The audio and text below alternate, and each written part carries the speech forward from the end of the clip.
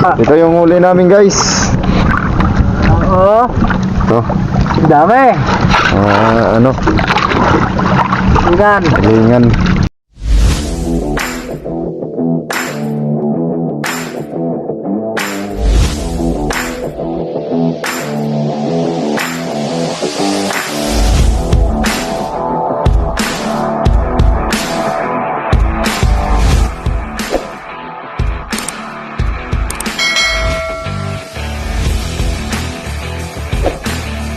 Good morning guys, nagtutorial tayo ng panhuli ng tulingan.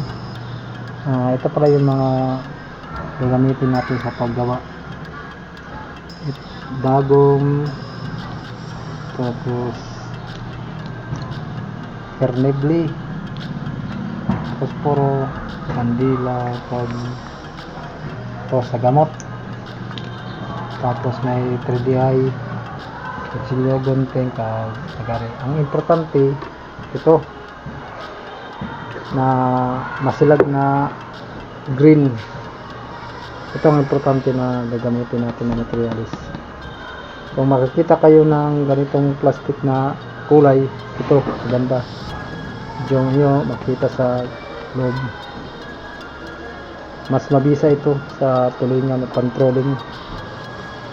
Yan. Okay, isa tayo. Ito.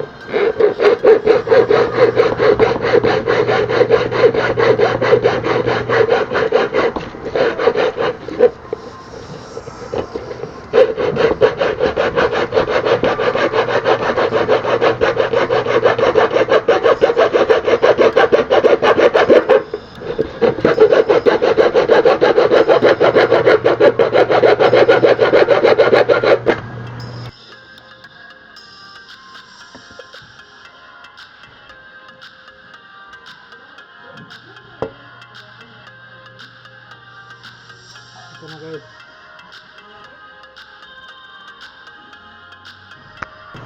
Ito nila kadako mga sige kalapad.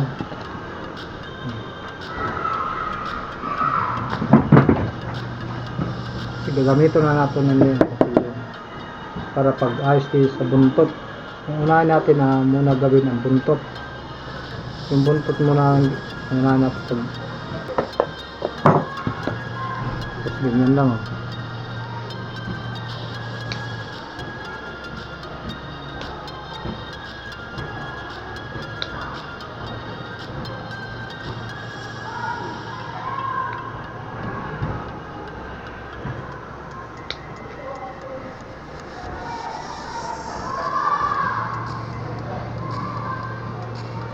Sa paggawa ng buntot, kailangan niyo ang dandahan na ingat sa gagamitin yung kutsilyo kasi kailangan ito gawa na natin ang buntot. Susukatin na naman natin kung anong laki. Kailangan ng kalaki lang mga dito lang dito. Yan ang standard na ginagamit ko kalaki. So putulin natin dito.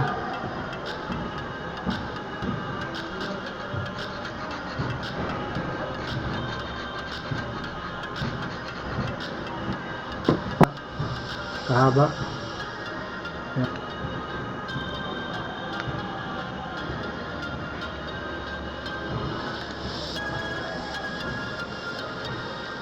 Yan.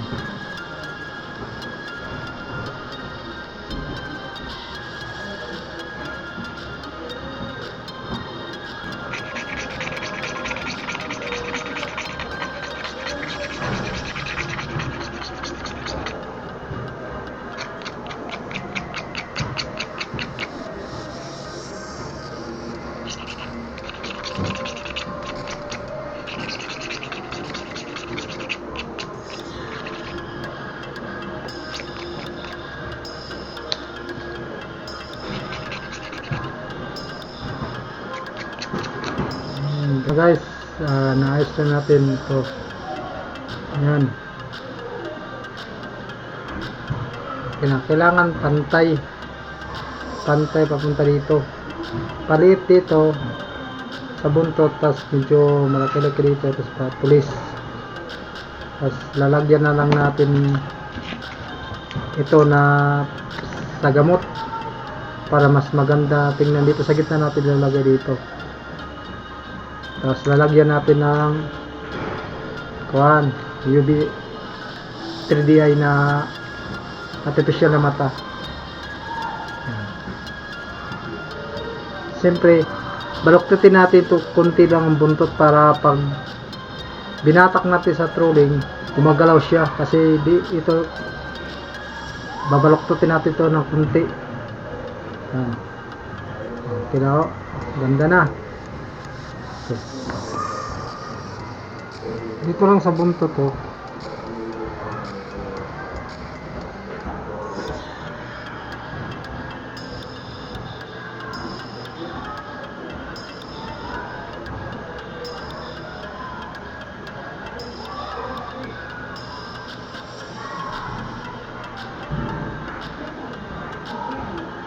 Okay.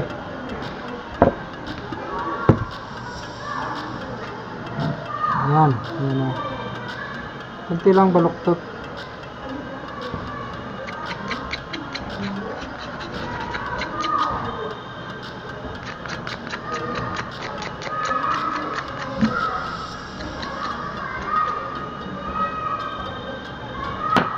Ayan.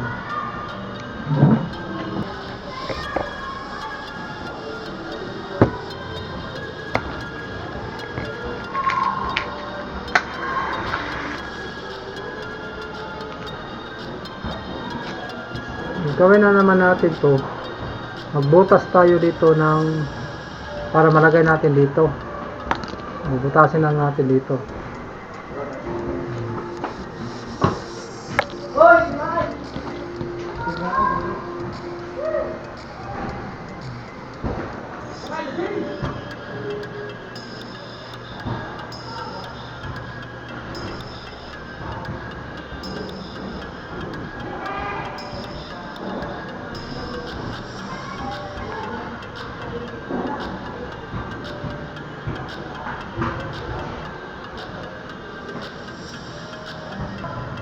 Ayan.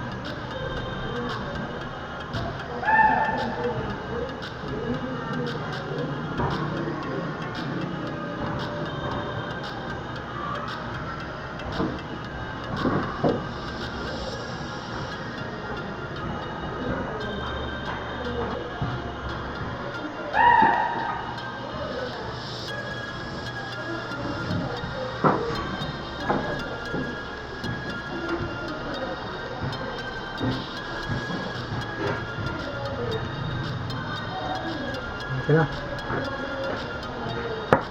Naman tayo kunin natin sa gilid ito. Ito na kunin natin.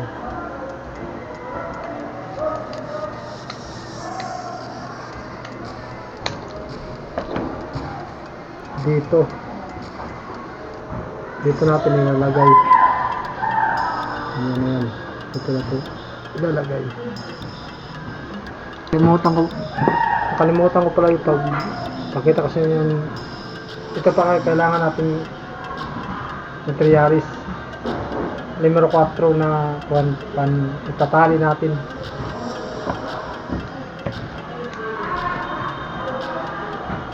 Yan. Ito guys, ilalagay na natin dito.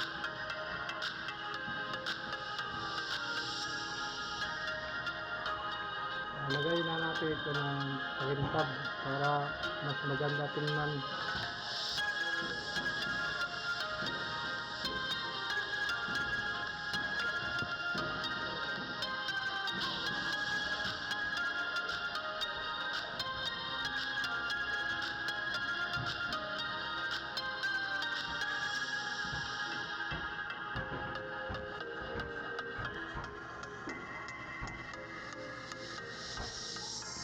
Yan na guys, na tali na natin ito.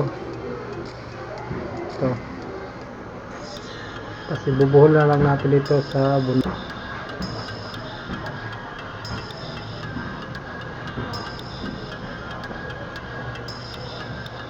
Yan.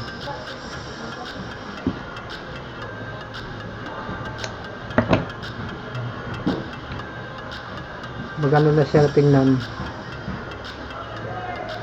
Yan. Tapos nalagyan pa natin ng depende kung anong klase yung perdiya ang gagamitin nyo, pero gagamitin ko na perdiya ito medyo malaki-laki para makita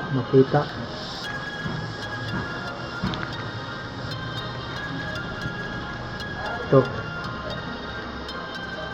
Dito ko yung ilalagay. Yan, ganyan yan, para hindi kayo mahirapan pag lagay dyan. Gamitin natin naman ng karayom.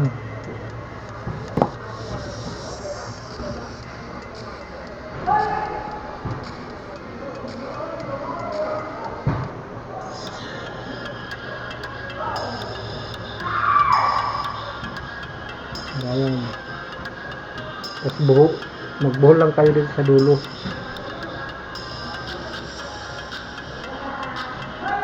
Para hindi na kayo maggamit ng pandikit. Ito lang kasi ginagamit ko para hindi basta-basta matatanggal din.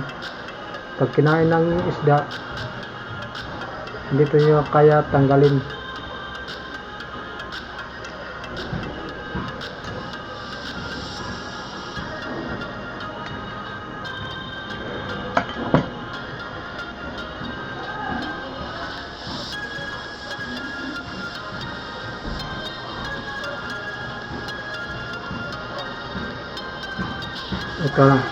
Ito lang kasi patagos niyo lang.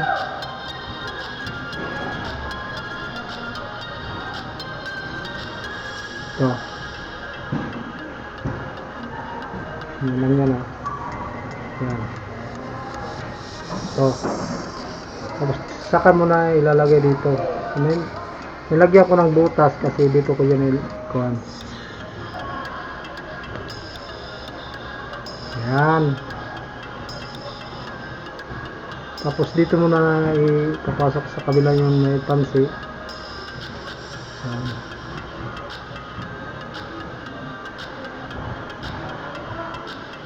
Yan.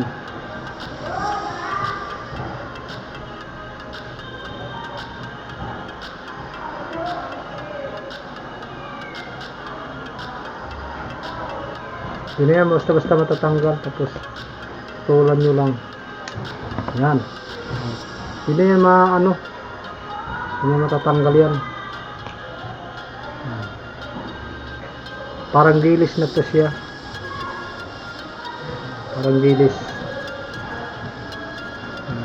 Dito wag niyo lagyan na. Dito lang.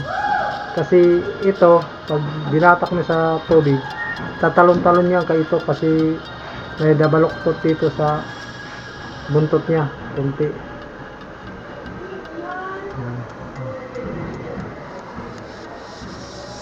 Nalagyan na natin ng kawil. Ayan na guys, oh. Basta sa tubig na siya, maganda siya na tingnan. Ayan na. Ayan. Parang dilis na siya. Ginagamit ko guys na kawil. Sa 61. 500 sa 61. Sa 61. Tapos minsan ginagamit ko ng tansi, limero 10 or 12. Huwag masyado makapal kasi kung makapal, hindi na to masyado maganda ang takbo o ang galaw. Manipis lang ang tansi ang gamitin nyo. Tapos, ito. Tuturo ko sa inyo kung paano paglagay ng kawil. Ito.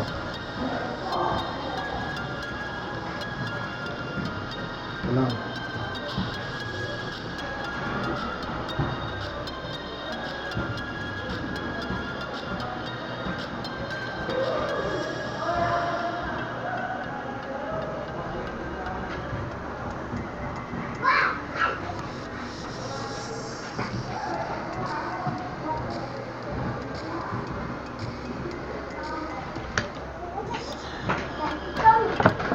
Kung napapansin nyo, yung tansi ko dito sa likuran ko ilalagay, hindi dito sa baba, dito sa taas. Kailangan natin sa taas kasi pag linagay mo yan, ito, pag linagay mo yan, ganun na yung mga kalabasan. Likuran ko na yun, kalabasan, ito ganyan. Kung napapansin nyo na mayroon dito ako ginawa ng butas, kasi dyan natin ipapadaan yung tansi. Dito natin ipapadaan. Yan. Yan, may butas yan. Linagyan ko ng butas yan. Kasi dito natin nilagay ang tansi. Pasok. Yan. Ganyan na yan.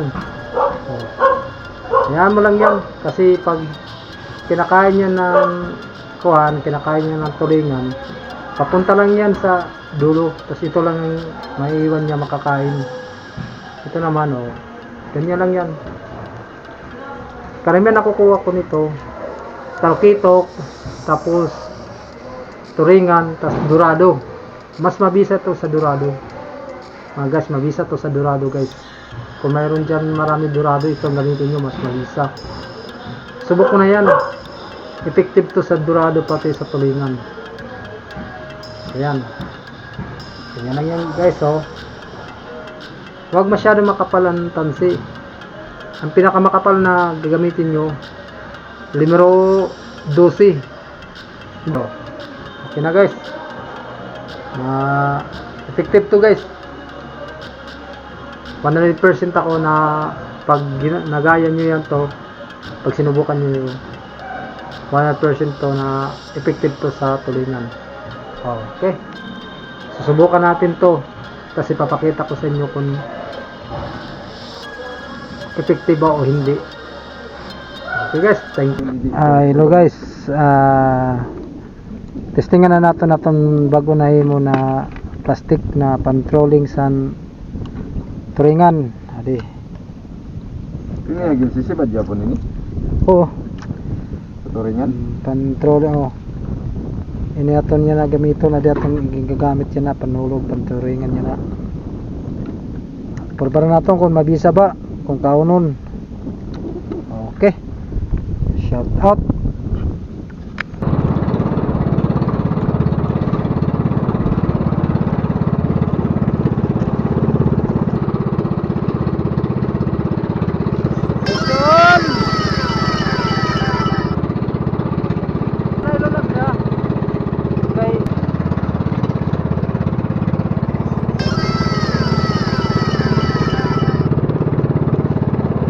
Aton ko Ito yung huli namin guys.